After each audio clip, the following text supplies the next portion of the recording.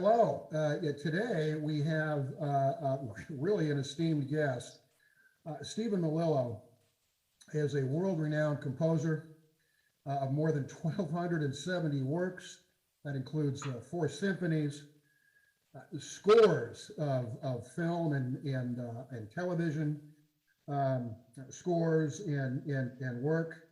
He's worked in commercials. He's worked in doing scores for professional sports teams.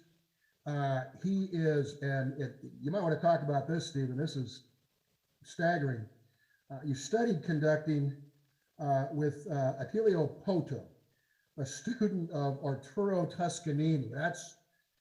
That's like a concrete block to the face impressive right there. So, and too many accolades to list here in the time that we have, and accomplishments and projects that Stephen has spearheaded in his career. The first question I'd like to ask Stephen, first of all, thanks for being here with us. We appreciate it. Thank you. I like to ask all artists and creative people that I talk to this first question, because I'm tremendously interested in the answer. Our readers are, our viewers are, with Mythaxis Review, and just people in general. Do you remember how and when you first fell in love with music in general, Stephen, but with specific classical music, because that has been your forte, and I think fair to say your area of focus? I absolutely do. And if you want to consume the full 25 minutes on that one question alone, I could do it, because it's an interesting story. I mean, I don't want to keep people bored. I mean, it is an interesting story, right? So I started playing the trumpet in the 4th grade. I learned in a chapel at Corpus Christi in Portchester, which is a Catholic school. When I went to 9th grade, they didn't have they didn't have a band. They had a football team. I played football. I played on a team that was undefeated and unscored upon. Wow. After that, I went to Greenwich High School, and I made the football team, but it seemed a little too easy for me, even though they were the state champions, by the way. Yes. Seemed a little bit too easy for me, so I left. And the guidance counselor said to me, "Have you ever thought about going into music?" I said, "Well, I'm a trumpet player. I play the trumpet. So next thing that happens is I'm in the band." Okay, from the band experience now comes the thing that you're talking about. What was it that impacted me in such a way as to be a life-changing experience that one wants to dedicate his life to it? And it happened when I was 16 years old. So it's very, very specific. I was, like most people, probably dumped by my first love of my life. And I went to the beach in Greenwich, Connecticut in a Toyota, and I sat by the setting sun in the car, and I listened to an excerpt of the Mahler 10th Symphony. It's a 20-minute excerpt where the flute solo plays.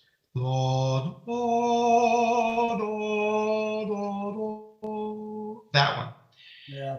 Well, at the end of that 20 minutes, it's a cassette now, right? This is the 1970s. I was crying. Wow. And so I said, well, wait a minute. Why am I crying? Why am I crying? Why? I had to know. I had this very scientific sort of mind. I need to know things. So I hit the rewound button and I listened to it again. Another 20 minutes of lapsed time. And I was crying again, except this time it was an even deeper sort of cry. Wow. And I found it fascinating. I said, what's going on? What's going on? What's going on? And to make this story short for you, That's okay. I did this 100 times. Wow. I did this 100 times until there was no water left in my body to cry. And I was absolutely fascinated. How did this man, now dead, Gustav Mahler, manage to put into a bottle, like a message in a bottle, cast it into the future, have a 16-year-old kid listen to it, and have this unbelievable experience so that by the end of it, your soul is different? How did he do that? And that question and that urging and that everything had me eventually go into music, not by choice either. That's another important thing that I want listeners to understand, is that I was a physics major, my first, but I actually tried to get away from music, but it was always in me, and it always calling to me like a vocation, like a priesthood. And it kept saying, no, no, no, no, no, you have to come here, you have to come here. I went to the Boston Conservatory. I left University of Connecticut, went to the Boston Conservatory of Music, and that's when you mentioned Attilio Poto. I studied with Attilio Poto. He was one of my truly profound and great teachers who taught with love. See, I think that's one of the key things about music, is that when you connect the love of the past in Mahler, the love of the teacher, right, can express this, then you have something very special. And it was in that world that I found myself. And that's about it. You want more? I was on a bridge in 1976 in Boston. It was 3:33 p.m. It was another huge story. And I stood on that bridge and I said a prayer. I said, God, I don't know anything about music, nothing. Please let me be one day again on this bridge again, and saying to myself, how is it that you didn't know? And I set out at that time to write one piece. And if I could understand music by writing it, and I can create a score, then I could be a good score reader, and therefore a good conductor, and therefore a good teacher. And that one piece, that was enough for me, and I would be satisfied, and I would fulfill this hunger to write and affect people the way Mahler affected me. Well, that was 1,276 pieces ago. So, this urgency and this calling have been always a part of my life since that time. I'm speechless. You mentioned that 3:33 p.m. was important. Did that play into your life later, or was that a link to something else, or how did that work out? The 3:33 story is the stuff of novels. Okay. Yeah, I mean, really, seriously, because, okay, so this is so in these 1,276 pieces, about 400 of them or more now are what I call Stormworks. And a guy from Taiwan asked me just this morning, what is it that you mean by storm? Because obviously it's something not just a storm, it's a metaphor for something else. And it's actually very simple. The storm is a metaphor for life. And if I can just speak like a kid from Portchester, New York, life sucks. And you get slapped in the face, and it's dark and it's painful, and you go through a lot of suffering. But at the end of all of these storms in life, there's always light. Yes. There's this light that bursts through. And it's with that faith that I started to write these pieces. Now, every one of those Stormwork pieces has something significant happening between the 33rd measure and the 34th measure. Okay. And something significant happens at 3:33. If the piece is in this duration, something significant happens at the real time 3:33. All because of what happened in 1976 on a bridge when I said a prayer. So it's all connected. Now, I really can't get too far into it because it's actually, it borderlines on Twilight Zone metaphysical craziness, the preponderance of 33s and 3:33s in my life, but they're in the music. This is astounding. It's tremendously interesting, and I know you could go on forever. We'd like you to, but you've got other commitments in your life. You talked about, and I have a dad who is a retired NASA aerospace engineer, and you talked about I need to have logical and step-by-step explanations for everything. That's my dad. My dad has a heart bigger than the world, but that's his. Yes. And that obviously is yours.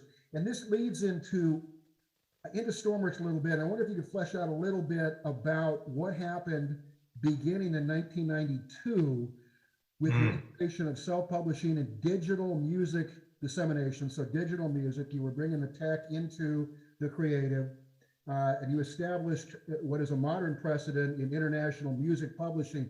I guess kind of briefly, and kind of extracting the meaty portions of that. What is Stormworks in terms of meshing the creative music side with the digital music distribution side? Yeah, great question. So it's actually a very simple answer. So for 11 years, I tried to get published. And for 11 years, publishers said, no one's ever going to play this music.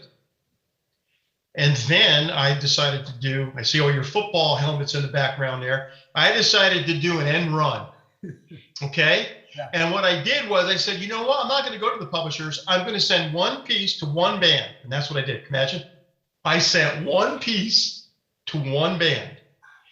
Within about 2 years, 4,000 conductors around the world were playing the music that I had written, and it was all by word of mouth.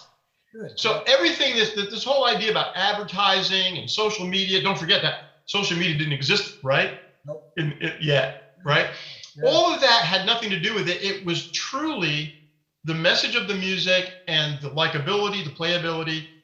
I was an educator for 17 years in a public school. I mean, I'm an educator for 40 something years, all out of school, but in the public schools, I was an educator. And I write with that sense of, hey, can the kids do this? Can the kids do that? When I'm writing, I'm going through the fingerings, it was whatever instrument I'm playing on as I'm writing.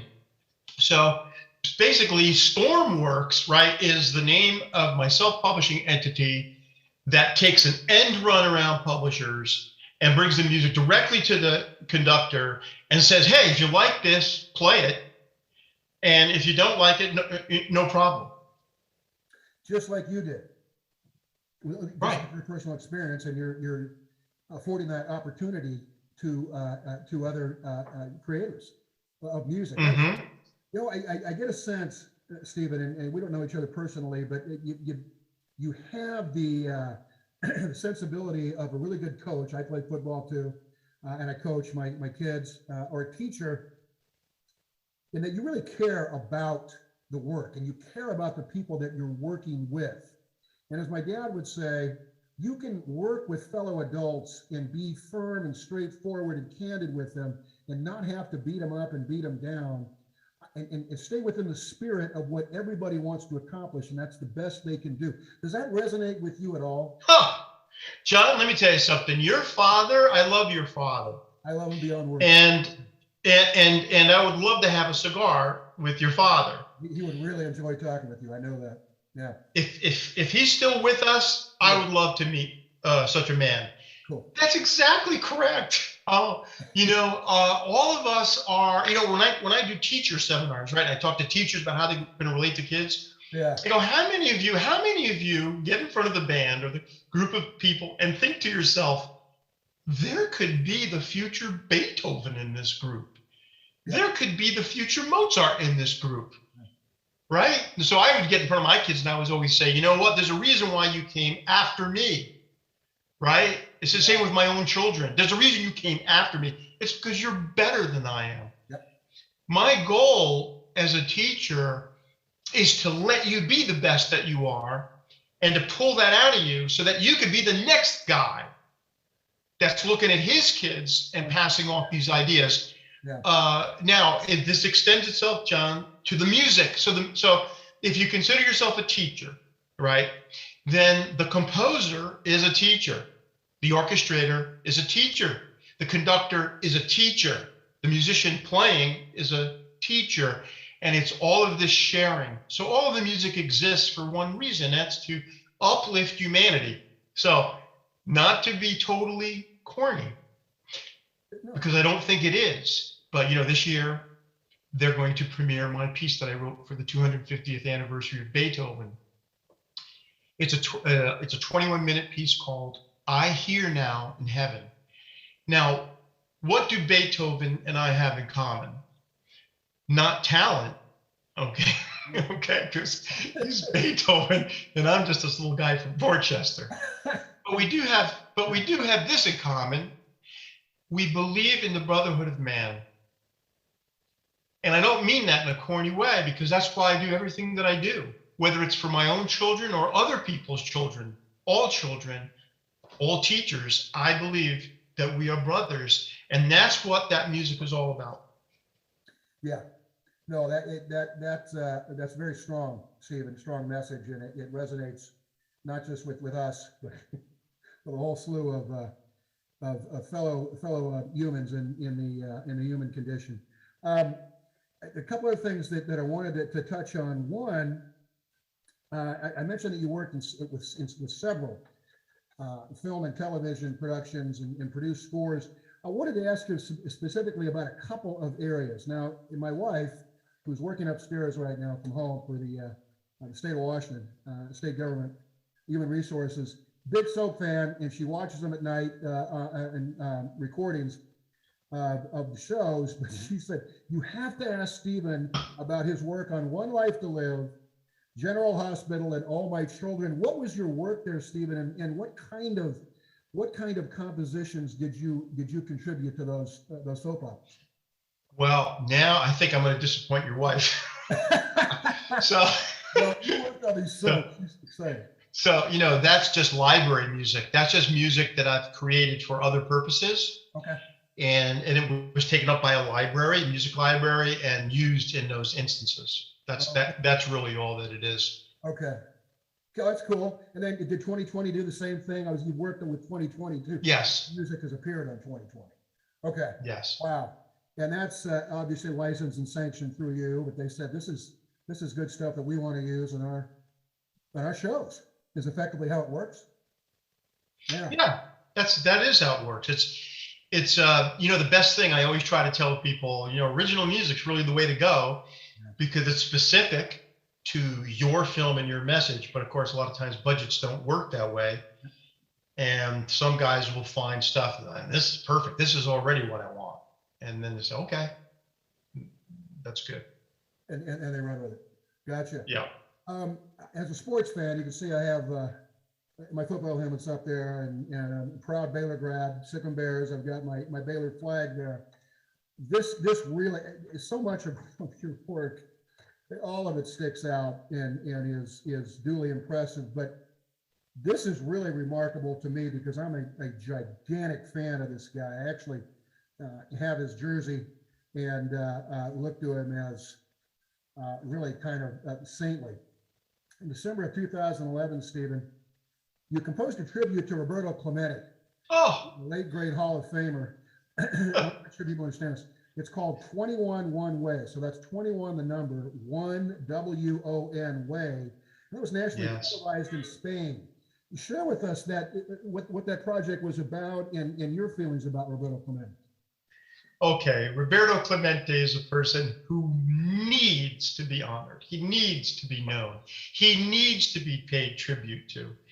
He's a hero in the true definition of the word hero. As you know, he gave his life trying to bring clothes and material to the people in Nicaragua, right? Nicaragua.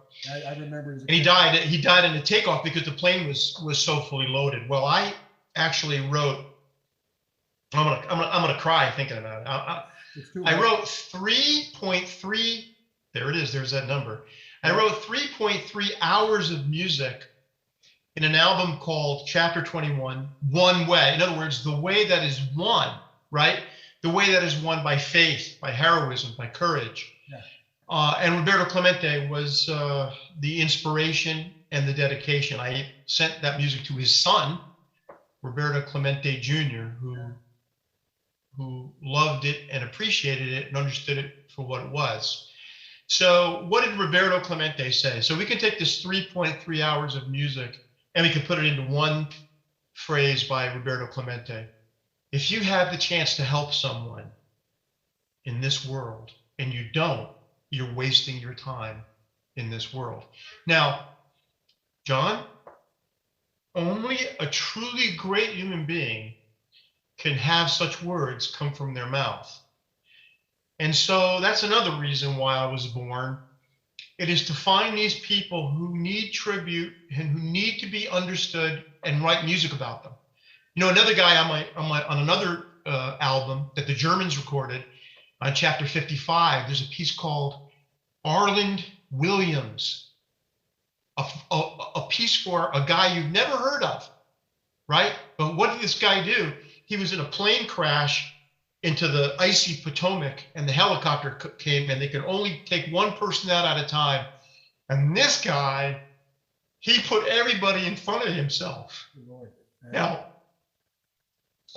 people like that are the inspiration for music. But more than that, in terms of education, music education, this is what our kids need to see. This is our kids need to understand these people, Roberto Clemente, Arland D. Williams, and many, many, many others, by the way, because a lot of the Stormworks music is dedicated and inspired by great, in my view, souls. Boy, well said, Stephen. And we should mention the legendary uniform number of Roberto Clemente is 21. Hence the absolutely the title of your piece, 21 One Way. Yes. We'll wrap it up with this. Boy, again, I knew this would be a fascinating interview. It's gone beyond my expectations. This has really been fun. Interested to know, in terms of contemporary music, and let's say the last 50 years or so, what bands or musicians do you appreciate in terms of the kind of music they're creating, the way they're creating it, and you more than any other, almost all of us, the rest of us, understand what truly is special. Who comes to mind for you in terms of what you're listening to recently, or what you grew up listening to as a kid, beyond Mahler, as you said, which in fact you set you off on your life's work. Who do you appreciate in terms of recent music? This is another easy question, John, because really you can just zoom in on the film scoring world. Eric Korngold, Max Steiner, Alex North, Miklos Rozsa, Jerry Goldsmith. Okay, I've heard him. Okay, I mean this is like the greatest music. And if what's interesting is if you take those guys and you go a little bit step backwards, guess what? You get to Mahler. And if you go a little step backwards from Mahler, you go, okay, Beethoven, okay, Mozart, okay, and you're right back to Bach. And you see, there's this beautiful thread of connection between all of what I would consider the great composers. Now, just to keep everybody, understanding on the same page, I just posted on my Facebook page the guy from Metallica, right? Because this guy's a great musician, right? And my kid at the Virginia Tech game, they played the Sandman piece, right? All right, so it really doesn't matter the style or anything like that. When I was in high school, my listening, I listened to Yes, Black Sabbath, Led Zeppelin, Dizzy Gillespie, Charlie Parker. That's it. Cool. I mean, it's all one thing. Like the great musicians, it's like it's one thing. You don't hear all the different styles. You just hear awesomeness. Yeah, boy, particularly with your ears and with your soul. Stephen, is there any current project that you'd like our readers and viewers to know about that you got going on right now? Well, if I could just quickly tell everybody. So in the last 18 months, right? So during this whole pandemic, I've written 270 minutes of music. Wow. And a lot of it's really cool. There were 7 world premieres that were postponed. The piece for Beethoven, this piece that I wrote called The New Beginning, which was for MIT, that it needs a quarantine system in order to deliver the piece. It's really, that's a cool one. Yeah. And there's all these other pieces around the world from people. And then there's also my own projects. Like I did a Catholic Mass, which, I'm setting to music. But that's already actually done. I'm just waiting to do some recording. And then I've done like another gigantic CD set of intimate pieces, like me on the piano and a viola and a tuba and a harp and so on and so forth. So, I mean, there's always this stuff going on. And one of the questions I hate, except from you, is, hey, Steve, hey, Steve, what are you working on? And I just want to, I just want to like drop my head and go, come on, man. I mean, what am I working on? Okay, I'm a monk and a dad. I mean, that's it. I mean, that's what I do. I love giving people a platform to talk about what they're doing, and that's and you guys, men and women that I talk to, deserve it. But no, thanks for sharing that. You have something that most of us cannot connect with, and that is your mind and your soul is always working forward on the thing 10 things down the road while you're immersed in a current project. And that's not all of us have that gift, Stephen. You certainly do.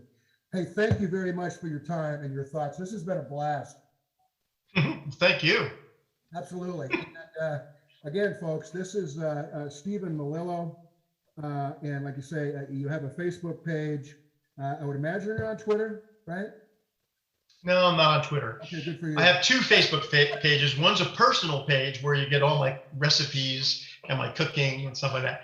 And the other one is the Stormworks page, which is basically like, hey, I want you to know about this. I want you to know about this. I want you to know about that. And so I basically use it to advertise things that I'm doing, including my novels. I've written 3 novels. So I try to let people know about stuff there. You've got more novels than you. That's for certain. But yeah, people, folks, look up Stephen Melillo. You can Google him. There's all kinds of information. Again, I will spell Stephen's name for you. It's Stephen with a PH, and then Melillo. That's Melillo. Stephen, thanks again. All the best to you. We appreciate your time, and wow, just keep on doing what you do, because it's fascinating and it's remarkable. Thanks, John, and please remember to hook me up with your father. I'm gonna. As a matter of fact, this is wild, Stephen. He's coming in tomorrow. He lives in Texas. I'm in Washington State. I grew up in the Houston area, and I'm going to talk to him about you like right off the bat, and he will be fascinated. Here's what he'll say, and I'll let you go. You know, John, this Stephen Melillo is a guy who has a clear understanding of what he's trying to accomplish. And my dad doesn't say much, Stephen, but he would mean that as a compliment. I love the guy. I'm gonna love the guy. Bring in the cigars. Yeah, he's one of a kind, man. Thanks again, Stephen.